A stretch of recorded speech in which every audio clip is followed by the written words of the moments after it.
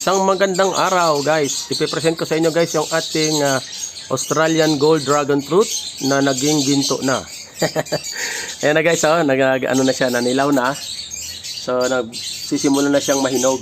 Ayan guys, ito yung meron tayong apat na magkasabay na nag-bloom at ngayon ay naninilaw na sila. Ayan pa yung isa halos nasayad na sa lupa at sa kabila, sumasayad na talaga sa lupa. Ayan, nilipat ko lang dyan para po hindi siya madumihan, At ito pa po yung isa.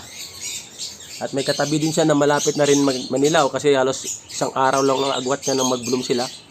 So yan guys, ang ating Australian Gold. Yung iba tawag nun Australian Golden Isis. Pero sabi naman nila wala daw Isis na variety. So tanawag ko na lang yan na Australian Gold. Ayan po.